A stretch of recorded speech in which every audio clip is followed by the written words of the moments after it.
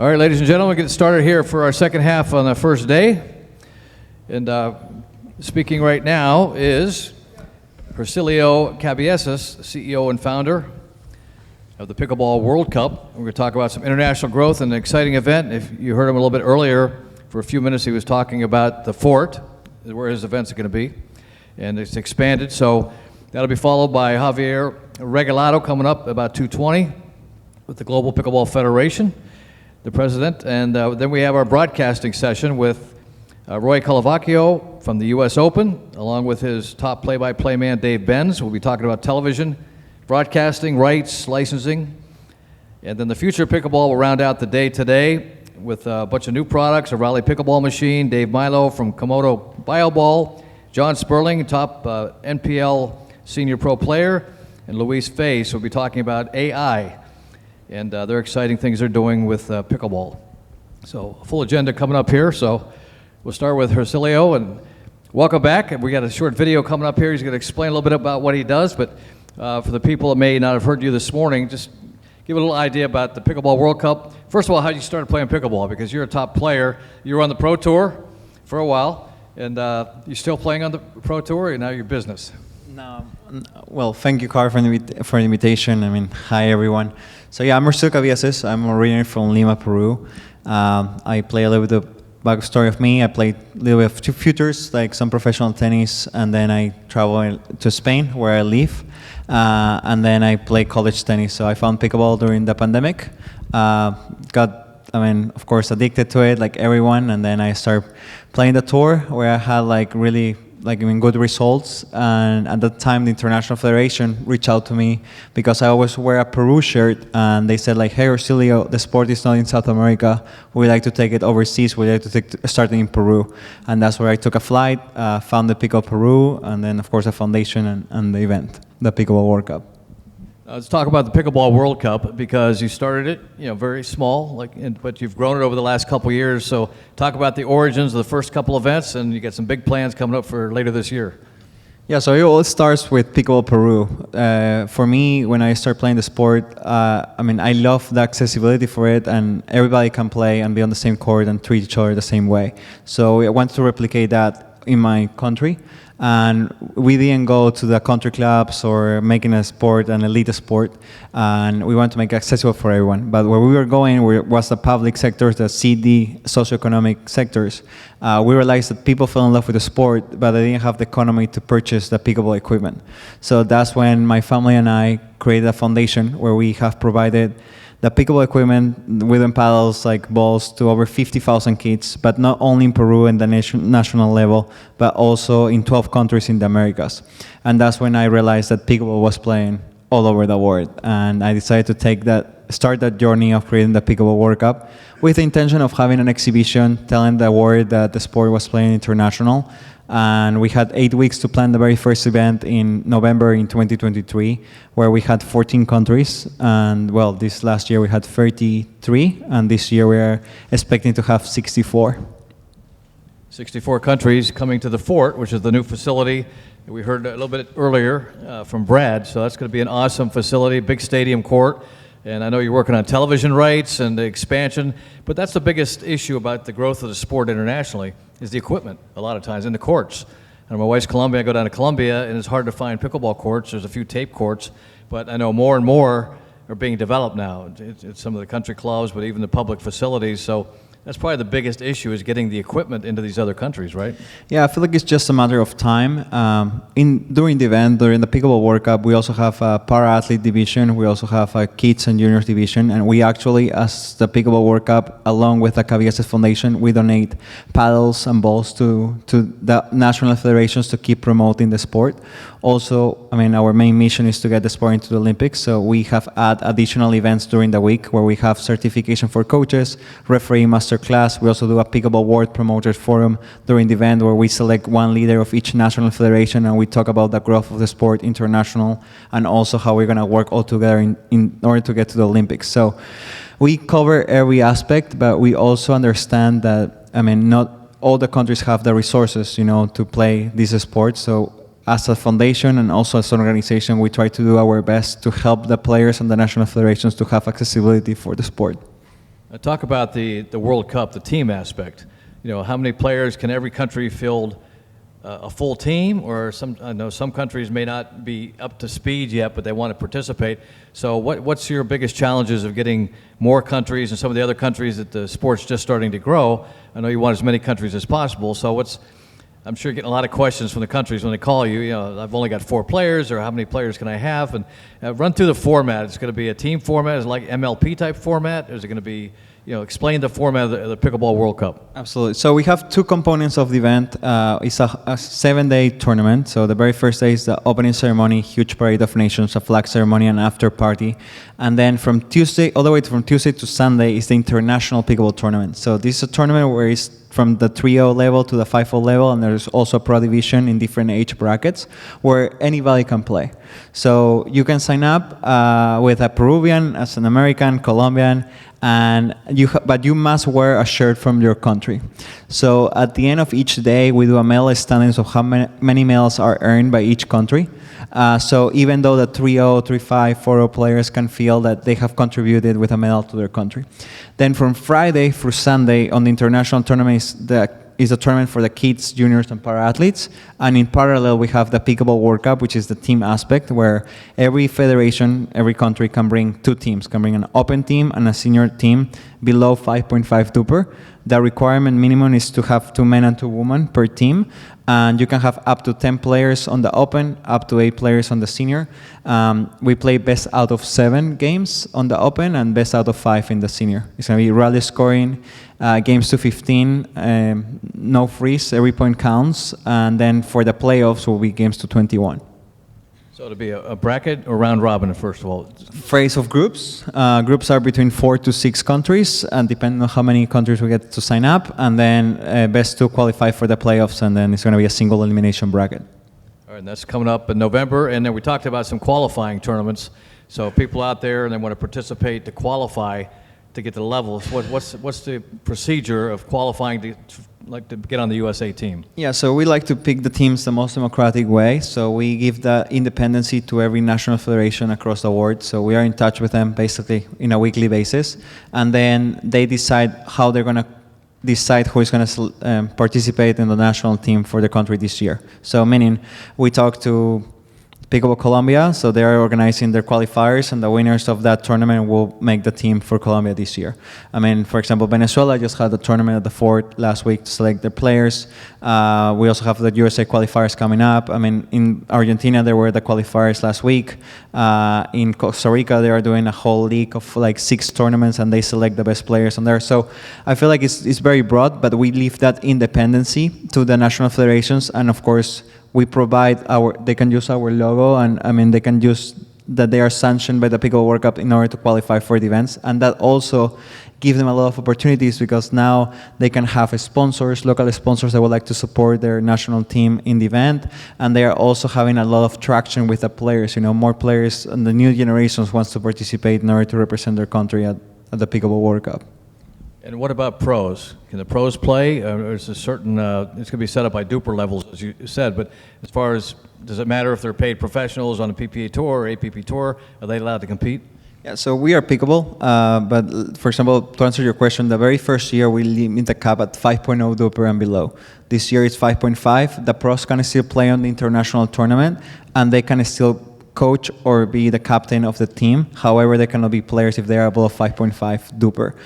Every year we have a pathway in order to like increase that slightly as the players around the world get better. You know, because of course, if there is no cap today with exclusive contracts, and also with the main players they have that higher duper. I live here in the States, so I feel like if you make a roster of like 6 to 10 players, I mean, you have like maybe 1 or 2 good players from each country, but then like you'll just go down after that. And so we want to have a fair competition where even countries that are just starting to play the sport, they have an opportunity to compete and feel like they can like battle against each other. And of course, their commitment is like, hey, next year you have to get better, right?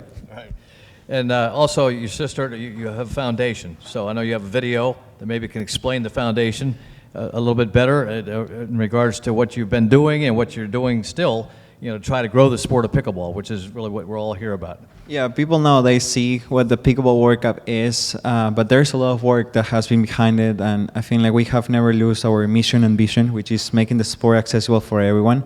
So in this video, I mean it's like 4-minute video, but it will just show you how we started like, even chalking the courts and all the kids we have helped and all the social work that we have done, and that's how basically the essence of the Pickleball World Cup. So I hope you can appreciate it. You want to hit the video? Turn the lights down.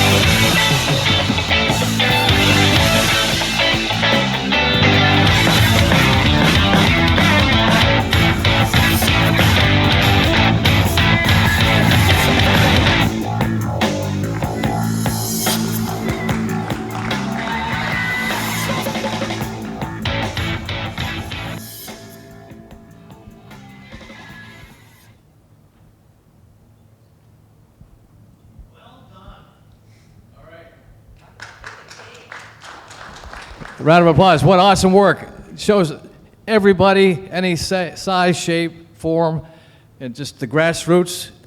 What you've done in Peru is just, you see, you can make a pickleball court anywhere, right? With chalk, with tape, whatever, but the kids were having so much fun.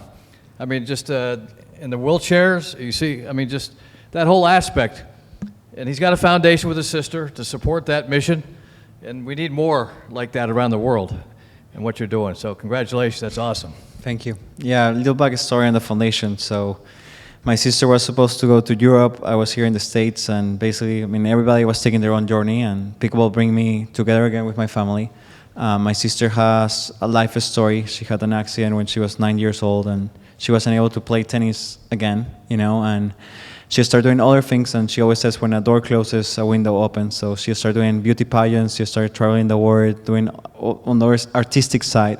But pickleball bring me together with my sister, and being able to compete at the US Open or the biggest stage with her for me is a win, you know, no matter the result. And with that, she always says, like, I want everybody to have the same opportunities as we have. So our slogan of the foundation is one ball can change a life and one life can change the world. So basically every ball and every paddle that we give out to these kids is like putting a smile on their faces, but also giving an opportunity to overcome their difficulties and, of course, enjoy what we all love, which is pickleball. That's awesome. Round of applause for Hercilio. Just, you see some of those paddles? I mean, the original wood paddles. You can play with any type of pickleball. You know, we get caught up sometimes in the latest technologies here, and we take a lot of things for granted, you know, around the U.S. with the equipment here. But you look in these other countries, they just want to go have fun, just want to play the sport, and that's the grassroots. Yeah, I was some of those videos were when I was in Cuba, Nicaragua, and for example, little story about Cuba. I mean, like, when I went there to do the social work and donate the paddles to kids and play with them, the guy that was running it had like a tape, like the orange actual tape for the courts, and he started putting it over on the street. And then we were done, and basically he got a branch, and he started rolling the tape again to reuse it for next time because they didn't have the resources to even get the tape. I mean, we get videos sent out to our foundation where they're playing with the pants, you know, or they're playing barefoot, and I mean, we just go there and we try to like support, and we have a whole team in Peru. We have like around 14 people full-time between coaches and also customer service, marketing team, the videos. And we are doing 6 to 7 activities weekly. We work with the Minister of Sports, the Minister of Education, so we have access to all the schools and universities nationwide. And we have helped so far over 50,000 kids. And I mean, our goal is to just keep increasing the number. Well, that's awesome. So if you want to help out the foundation, I'm sure you take donations. If people want to help out and support you, what's the best way to do that? Yeah, so we have a 501c3 here, Cabieses Foundation. So, I mean, you can just talk to me after and we can have a chat. Yeah, no, that's awesome. Great work. That's a super job. And what about the international? How many other countries now? You've got the countries coming in, and what's the biggest issue with these other countries as far as trying to get a team to get here, the expenses involved, the equipment? I mean, it's really a big mission to try to get all these different countries because, you know, some of these countries are very small. They're, you know, third world countries. They don't have a lot of resources, but they love the sport. So what's the biggest way to try to get this international growth to the point where they can afford to participate in a Pickleball World Cup or to grow the sport in their own countries? Well, I think, of course, the resources is a big issue, but I think the most important part is the formalities, right? So with the Pickleball World Cup, we try to encourage all the national federations to get like fully constituted, to get the recognition of the Minister of Sport, the recognition of their National Olympic Committee. So with that, I mean, once you get that recognition, hopefully in the next year, you get the funding from the government where they can support the federation and the team to come to a Pickleball World Cup. So right now, I mean, of course, most of the expenses come out of pocket, but also with the qualifiers, I mean, they're able to gather sponsors, as I said, and they are also like trying to get traction with the registration fees where they can cover the hotels, they can cover the expenses of the team. But I do think like the hardest part, I mean, from some of the countries coming from far away is getting like the female players, you know? So, I mean, like the female players sometimes can be tricky, but so far, I mean, we have a great response, and we have, as I said, so far 52 countries. So the goal is to get 64, and we are getting really close to it. Now, some of the issues that I've talked to several people in countries that have more than one federation. So a lot of countries are starting up their own federations. So the goal is to have one country, one federation, right? I mean, that's the mission, to deal with one federation versus having 2 or 3 scattered around specific countries or large countries like India or some other countries. So is that a difficult situation to deal with, as far as can you bring in 2 or 3 associations from like India if they want to have 3 different teams with 3 different federations? I mean, so the idea is to be together and consolidate. I mean, that's the goal, I think, for the sport. It's a very sensitive topic because, I mean, of course, there's politics involved. I mean, we are pro of like having the unification and one federation, and of course getting the sport into the Olympic movement. When I get to countries where they support one federation or another, it gets a little bit tricky. Or also when there are countries where they have 2 or 3 or 4 associations. So basically, I mean, we try to go and talk to all of them, and I will say like, hey, I will talk to the presidents and I say, hey, like this is what we are doing. We have to select the best players for the country. And this is not about your organization or your club. It's like the same message I'm talking to you, I will talk to everyone. And you guys have to figure it out how you guys are going to work together to have the team for the country. I mean, I remember like, I think in one country in South America, there were 3 associations. And I talked to all of them and I said, hey, you guys have to work together. I know you guys don't get along, but you have to work together. And I put them all in a group chat, and I said, hey, I just need to know who is going to be the coordinator and who is going to be my point of contact. And after they had a lot of discussions, and they realized that together they were stronger. So nowadays there's only one federation in that country, and all of them work together, and they put like a lot of resources into it. So I feel like Pickleball World Cup is changing, like it's making a huge impact like worldwide that we don't even know about, and we are also changing lives. I mean, I can tell you like one story. There was one player from Puerto Rico that came to our event, and he has never left the States, and he was highlighted at the kitchen, and he got a lot of views, and he won the World Cup. He comes back, he gets a sponsor. He didn't have like a job, like he was just trying to like figure it out, and now he's a director of one of the most important country clubs in Puerto Rico. So I feel like there's so many opportunities that come along, and I mean Pickleball is just, I mean, we know about it. There's so many angles of it. And we, as I said, like we just want to give the platform to the world and, of course, help grow the sport international and get in the Olympic movement. Well, I think one thing's been common so far in a lot of our sessions, pickleball changes lives in many different ways. I think we've heard that from so many people with different stories. So appreciate the work you're doing. Looking forward to working with you here in Fort Lauderdale with the Fort, and we'll be here supporting you guys and making this a successful event and try to get it broadcast nationally, to get the exposure there for the sport and for your Pickleball World Cup. So we know the World Cup's coming in soccer, so Pickleball World Cup could be right there with it. So we appreciate it, and thanks for helping out. For you didn't know, Carl Schmitz, some of you got here late, came down with COVID yesterday. It was going to be one of our keynotes, and Hercilio graciously accepted the offer to sit with me and do a keynote. Also David Johnson, who you may know, started from Pickleball Tournaments, Pickleball Central. He was having his own conference in Boston, I believe, and he texted me last night from Seattle and said, I hate to tell you this, but I tested twice for positive COVID. So I don't think COVID is so rampant anymore out there. I thought we had that settled, but it's still out there. And then Carl was at the same conference, and he tested this morning. He was here yesterday, actually, walking around, and then he said, I brought my mobile kit with me, and he tested, and I got a text about 7 o'clock this morning that he tested positive. So scrambled a little bit, but we appreciate, we've got some great speakers here filling in and really talking about some great things in the sport. So we applaud what you're doing, and I'm glad we can get together and support what your sister's foundation is awesome. So we'll get behind that with you. Okay. Thank you, Carl. Thank you, everyone. Round of applause, ladies and gentlemen. Thank you very much, Hercilio. Thank you.